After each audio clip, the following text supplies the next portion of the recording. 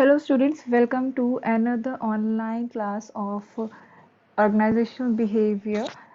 So for all the students of BCom Honors 4th Sem, so we have started Unit 1 and we have covered like all two lectures in which we have seen the basic concept and the introduction part of the organizational behavior. So welcome to the lecture 3. So till now we have covered so many things. Let's go through that.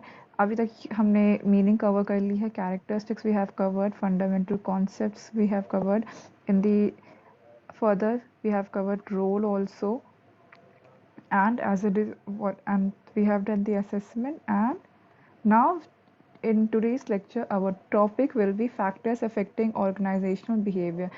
We all know that what study is included in the organizational behavior. We all know organizational behavior is the study of human behavior in the organization, right?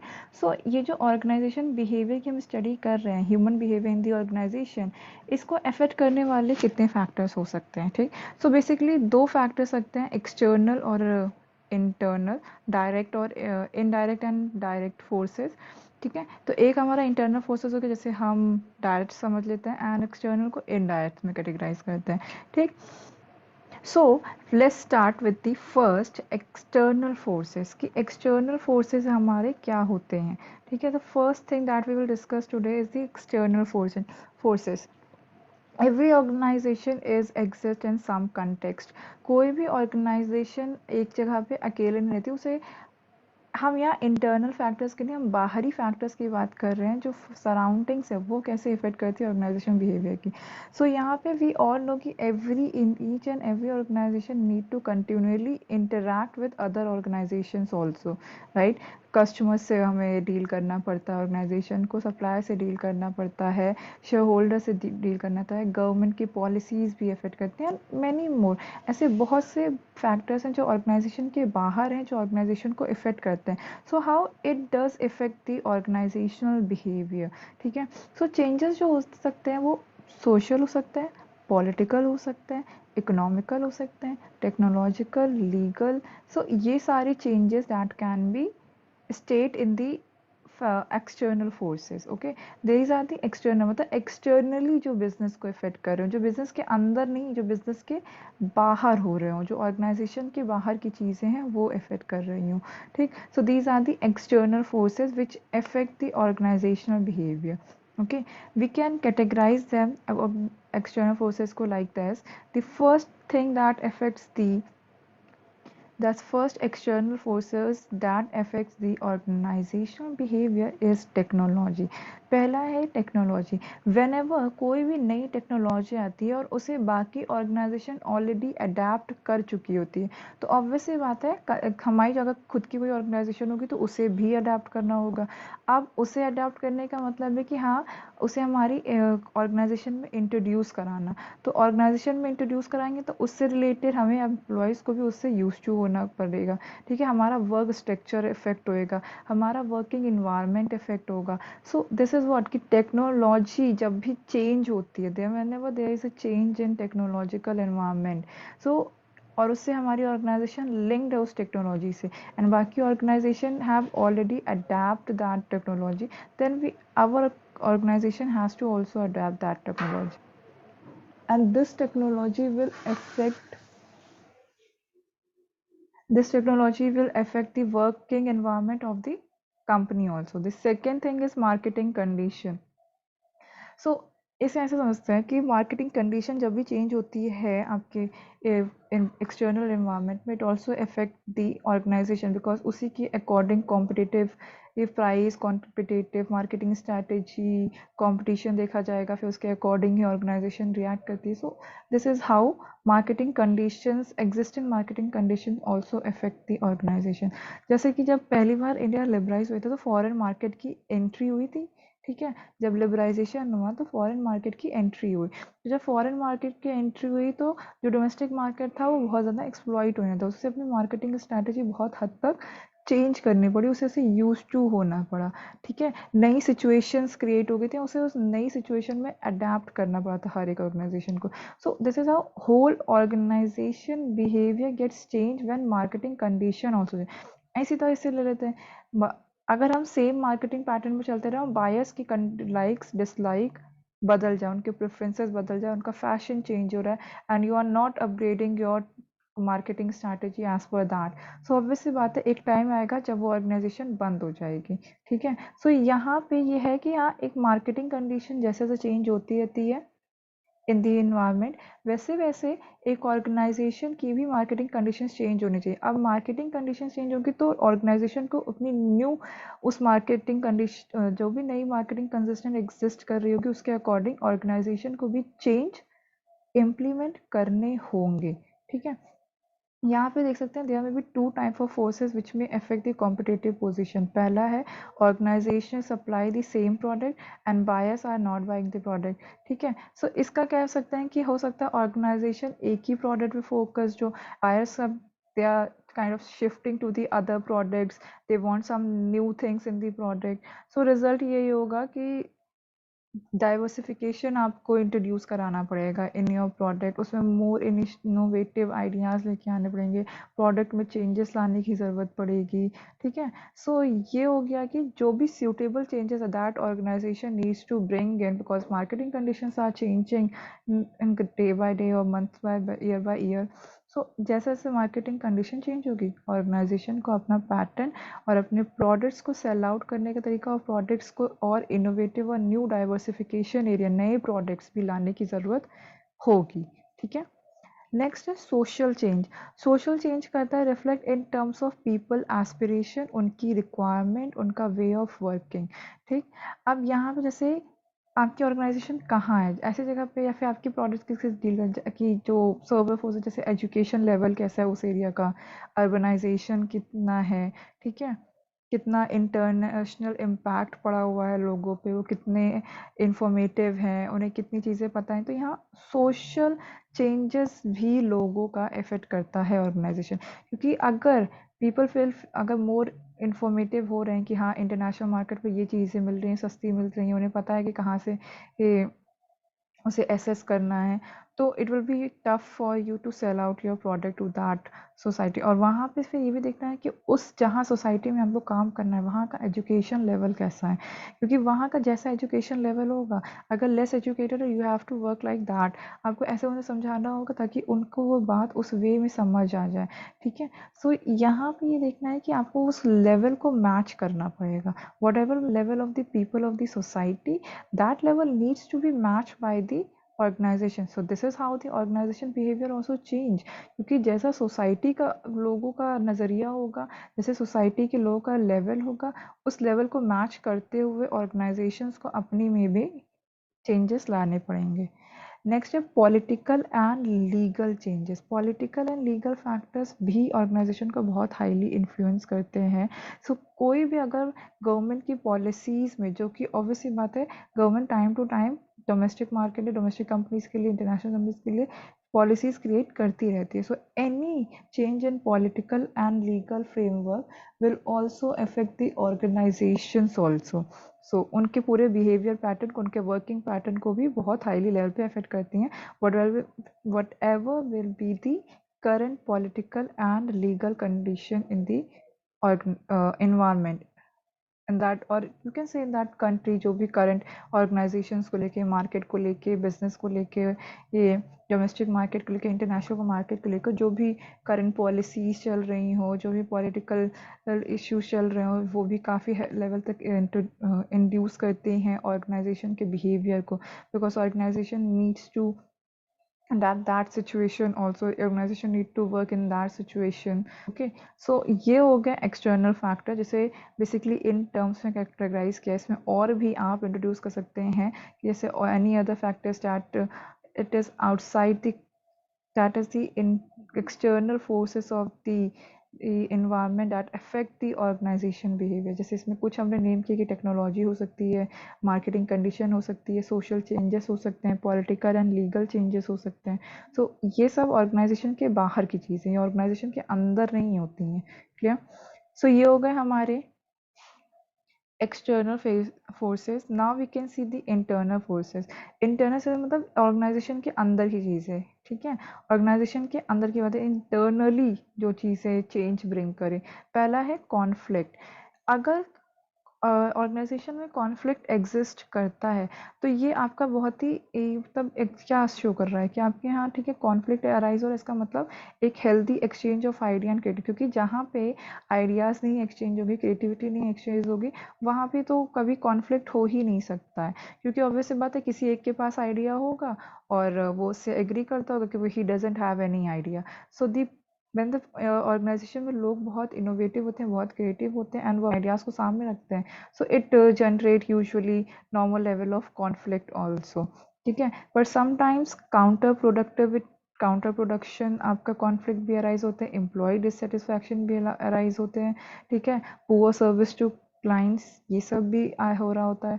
सो ये सारे जो आपके conflicts हैं, these are not good conflicts. अगर conflicts regarding exchanging of ideas and creativity है, that's a good thing. So we can see this see कि कैसे conflict भी एक ऑर्गेनाइजेशन के बिहेवियर को अफेक्ट करता है। इफ़ कॉन्फ्लिक्ट अगर रिगार्डिंग है किसके, अपने आइडियाज़ को, अपनी क्रिएटिविटी को प्रेजेंट करने के रिगार्डिंग है, then it is a good thing.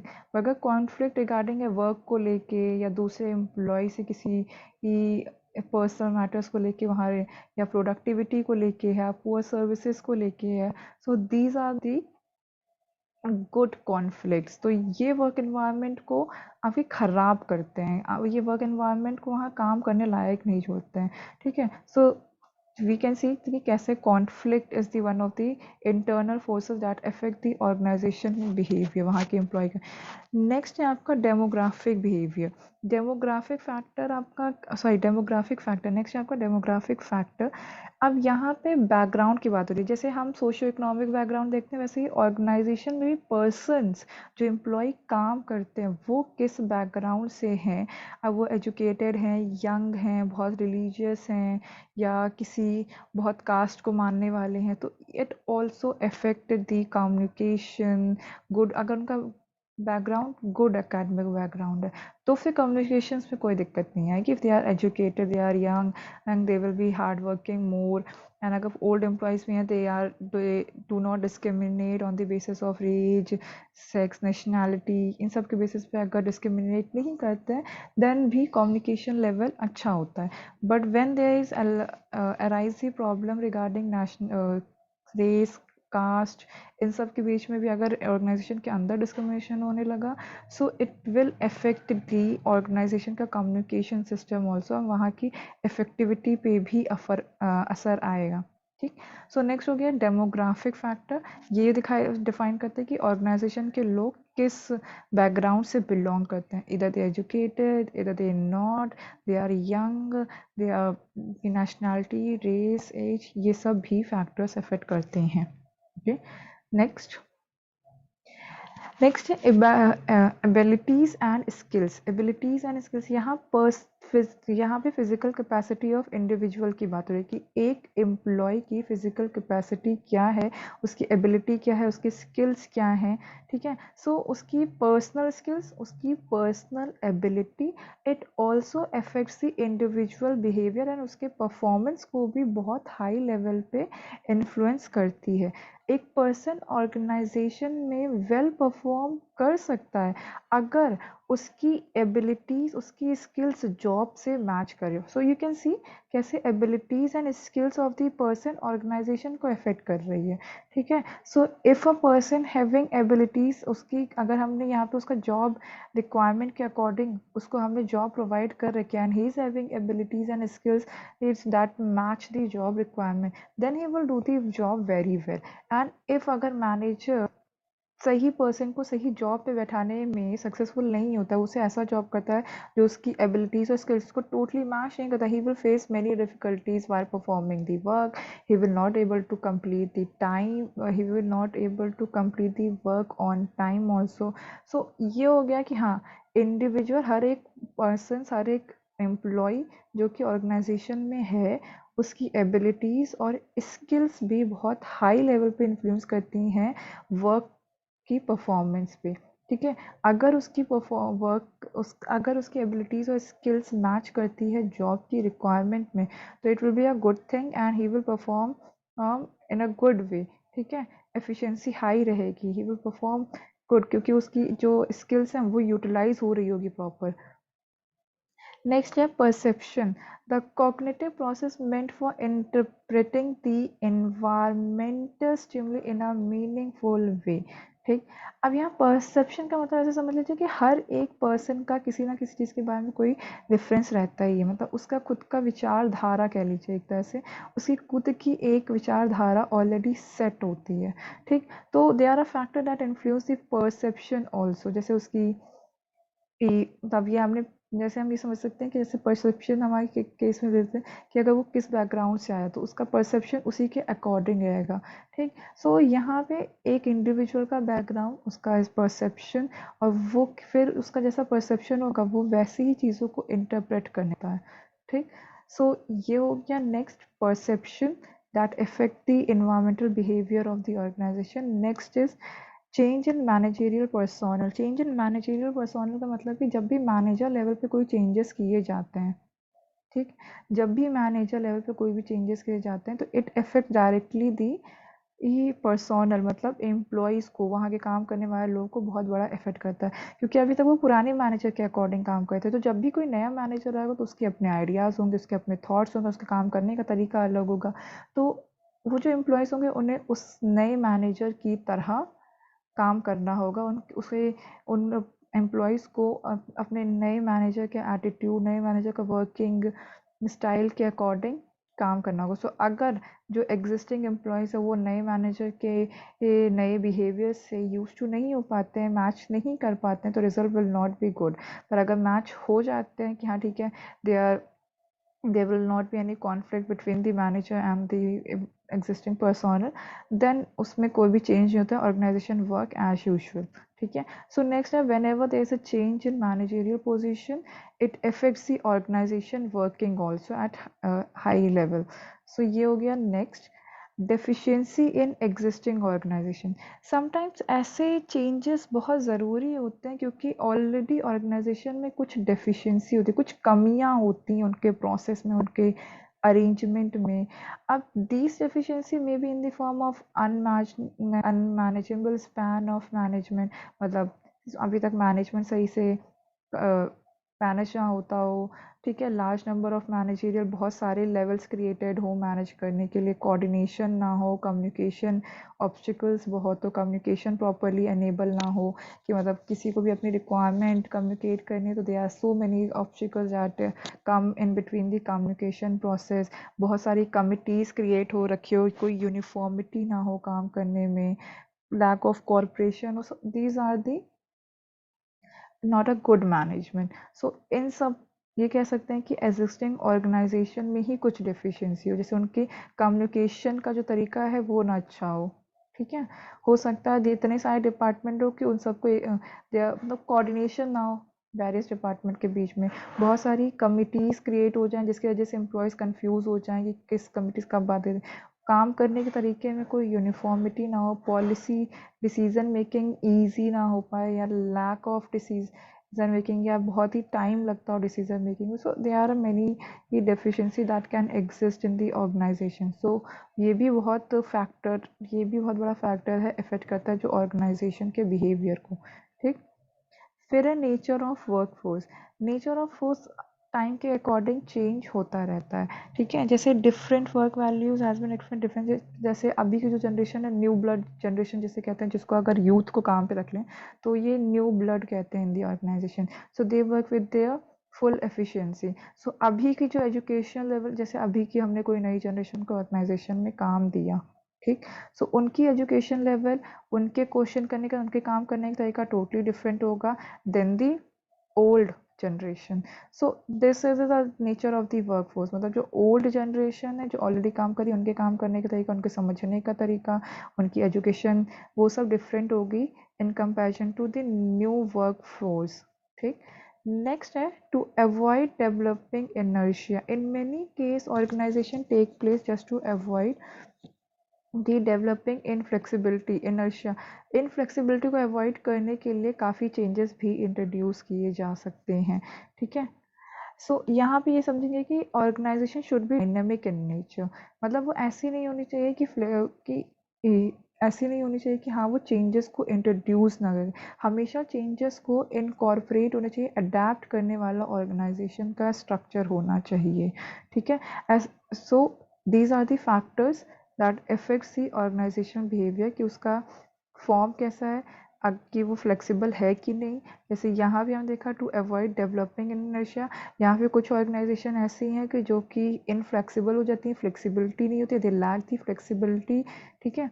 Resist करती हैं मेजर चेंजेस को, जो कि ऑर्गेनाइजेशन में बहुत नीड होती है इंट्रोड्यूस करने की। सो ये भी आपका एक बहुत बड़ा फैक्टर रोल प्ले करता है ऑर्गेनाइजेशन बिहेवियर को अफेक्ट करने में। सो हमने पढ़े एक्सटर्नल और इंटरनल। सो आप कर लेते हैं कुछ assessment. Forces affecting organisational behaviour, अभी हमने देखा कि कौन कौन से फोर्सेस अफेक्ट करते हैं। तो यहाँ पे हमें पता है कि ऑब्वियसली बात है, पीपल ऑफ द ऑर्गेनाइजेशन करेंगे, एनवायरनमेंट अफेक्ट करता है, टेक्नोलॉजी भी। तो answer will be all of the above. The field of organisational behaviour is primary concern with what. पहला ऑप्शन है बिहेवियर ऑफ द इंडिविजुअल, तो ये तो सही लग रहा है कि हाँ इंडिविजुअल और ग्रुप्स के इन बिहेवियर पे डिपेंड करता है, राइट।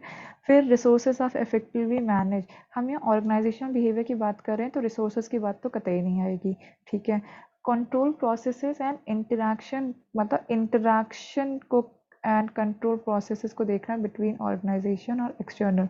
सो ये तो हो सकता है, तो answer will be D, A भी हो सकता है सी भी हो सकता है। Next, the field of organisational behaviour examine such question as the nature of leadership, ठीक है। इफेक्टिव टीम डेवलपमेंट असेस करती है, एग्जामिन करती है, साथ साथ इनमें से क्या, interpersonal conflict resolution, motivation of individual, या इंटरपर्सनल कॉन्फ्लिक्ट रेजोल्यूट करती है और मोटिवेशन ऑफ इंडिविजुअल भी देखती है। क्या ऑर्गेनाइजेशन कंट्रोल करती है कॉन्फ्लिक्ट, तो इसमें ये नहीं, ये देख सकते हैं भले ही, ठीक है। नेक्स्ट है motivation of individual and planning and development, the most accurate answer is this, interpersonal conflict resolution and motivation of individual, ठीक है। ये दोनों साथ में सही बैठ रहे हैं, सिर्फ the answer will be this. Next है which of the following is not correct for the organisational behaviour. Organisation एक इंटीग्रल पार्ट ऑफ मैनेजमेंट है, दिस इज राइट। ऑर्गेनाइजेशन एक डिसिप्लिनरी अप्रोच है, ये गलत है, ये नहीं होता। और कि ऑर्गेनाइजेशन एक डिसिप्लिनरी अप्रोच नहीं है, ऑर्गेनाइजेशन एनालाइज करती है बिहेवियर को, ये भी सही है। गोल ओरिएंटेड होती है, यस, ठीक है। सो इसमें सेकेंड ऑप्शन होगा हमारा। नेक्स्ट है OB is the study of the humans, no. Employer, no.